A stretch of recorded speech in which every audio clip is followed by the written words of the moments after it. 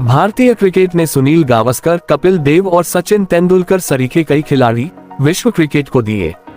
भारतीय क्रिकेट को बुलंदियों तक पहुंचाने में इन चेहरों के अलावा सौरव गांगुली, राहुल द्रविड़, अनिल कुंबले सरीखे खिलाड़ियों ने भी जबरदस्त योगदान दिया। मगर इन बड़े नामों के बीच अक्सर हम भारतीय क्रिकेट के उस जानबाज को भूल जाते हैं जिसने ऐसे ऐसे हालात में और ऐसी ऐसी धाकड़ टीमों के खिलाफ मैच जीताए हैं जहां से जीतने की कोई सोच भी नहीं सकता था। हम बात कर रहे हैं टीम इंडिया के अनसंग हीरो वीवीएस लक्ष्मण की। ऑस्ट्रेलिया के खिलाफ 281 रन बनाकर भारतीय क्रिकेट को एक अलग ही मोड़ देने वाले लक्ष्मण एक बहुत बड़ा तबका फॉलो ऑन के दौरान निकली लक्ष्मण की इस पारी को पिछले 50 साल की सबसे अच्छी पारी मानता है। मगर आज हम किसी दूसरे ही मैच की बात करने वाले हैं जहां एक बार फिर 45 साल के हो चुके वीवीएस का जादू चला और उन्होंने ऑस्ट्रेलिया के जबड़े से जीत खींचकर निकाल ली थी। मैच मोहाली के पीसीए स्टेडियम में खेला गया था। ऑस्ट्रेलिया ने पहले खेलते हुए 428 रन बनाए। भारत पहली पारी का जवाब देते हुए 405 रन ही बना पाया। दूसरी पारी में कंगारू टीम 192 रन पर सिमट गई। भारत के सामने 216 रनों का लक्ष्य आया। मैच भारत के पक्ष में लग रहा था, मगर देखने में आसान लगने वाला ये लक्ष्य आगे चलकर मुश्किल बन गया। वीरेंद्र सहवाग, राहुल द्रविड़, सचिन तेंदुलकर, सुरेश रैना जैसे सारे धुरंधर एक के बाद एक पवेलियन की राह पकड़ चुके थे। सितारों से सजी टीम इंडिया ने अपने 8 विकेट महज 124 रन पर खो दिए थे। हार सामने दिख रही थी और ऑस्ट्रेलिया की टीम काफी मजबूत नजर आने लगी। क्रीज पर अभी वीवीएस लक्ष्मण मौजूद थे। सहनीय पीठ दर्द के बावजूद लक्ष्मण डटे रहे, मैदान नहीं छोड़ा, लेकिन जीत अभी भी मुश्किल थी क्योंकि उनका साथ देने के लिए कोई विशेषज्ञ बल्लेबाज सामने नहीं था। इस मैच की हार को जीत में लक्ष्मण ने जिस अंदाज में बदला वह किस्सा बड़ा दिलचस्प था। इस जीत का श्रेय अकेले लक्ष्मण को दिया जाना भी तेज गेंदबाज ईशांत शर्मा और स्पिनर प्रज्ञान ओझा की मेहनत के साथ बेईमानी होगी।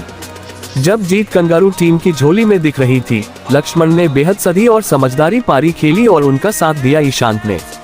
लंबो के नाम से मशहूर इस तेज गेंदबाज ने मैच में 92 गेंदों का सामना करते हुए 31 रन बनाए।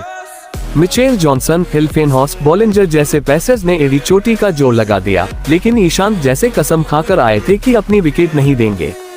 शुरुआत में लक्ष्मण ईशांत को स्ट्राइक देने से झिझक रहे थे, लेकिन धीरे धीरे उन्होंने विश्वास दिखाना शुरू किया।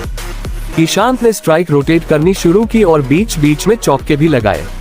दोनों ने मिलकर बेहद अहम 81 रन जोड़े। जब लग रहा था कि दोनों टीम इंडिया को जीत तक ले जाएंगे, तभी हिल फेनहॉर्स्ट ने ईशांत को पगबाधा आउट कर मैच में एक बार फिर दिलचस्पी पैदा कर दी।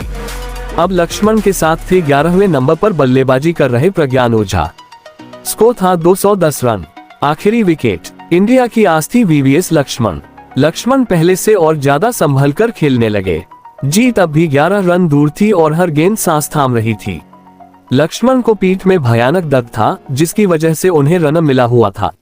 ये वो जमाना था जब बैट्समैन रन ले सकते थे। रन के रूप में आए हुए थे सुरेश रैना।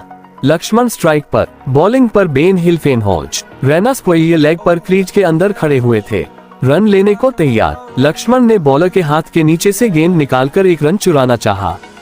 वहां फील्डर मौजूद था, बावजूद इसके एक रन की पूरी संभावना थी। इधर रनिंग एंड पर खड़ा बैट्समैन लक्ष्मण को ही देखे जा रहा था। सब कुछ इतना हड़बड़ी में हो रहा था कि उसे ये याद ही नहीं था कि मैदान पर 15 नहीं 16 लोग थे। रैना 16वें थे। नॉन स्ट्राइकर ने लक्ष्मण को देखा। लक्ष्मण को चूंकि दौड़ना नहीं था, वो शॉट मारकर रुक गए। नॉन स्ट्राइकर ने लक्ष्मण को रुकते देखा, वो वापस लौट आया। उधर रैना दौड़कर आधी पिच पर आ पहुंचे थे। लक्ष्मण खींच गए। गुस्से में तमतमाए लक्ष्मण ने बल्ला उठाकर मारने का इशारा किया। जमकर बौखलाए और उनके मुंह से कुछ गालियां भी निकली। और फिर आया क्लाइमैक्स। जीत तक पहुंचाने वाले रनों से 2 रन से पहले जॉनसन की एक गेंद ओझा के पैड से टकराई तो ऐसा लगा कि लक्ष्मण और ईशांत की सारी मेहनत बेकार चली जाएगी। जब कंगारू टीम अपील कर रही थी तो ओझा अपनी क्रीज से बाहर निकले और रन आउट होते होते बचे। ऑस्ट्रेलियाई फील्डर ने गेंद स्टंप की तरफ फेंकी, लेकिन ओझा बाल बचे और ओवरथ्रो के 4 रन भी मिले। अगर गेंद स्टंप पर लगती तो ओझा पवेलियन जाते और भारत यह मैच हार चुका होता। इस एक्स्ट्रा के 4 रन के साथ ही भारतीय टीम यह मैच जीत गई। पूरी टीम पवेलियन से दौड़े मैदान में पहुंच गई। कुछ देर पहले ओझा पर चिल्ला रहे लक्ष्मण ने उन्हें गले से लगा लिया और एक ऐतिहासिक जीत दर्ज हुई। बॉर्डर गावस्कर ट्रॉफी उसकी झोली से सरकते सरकते रह गई।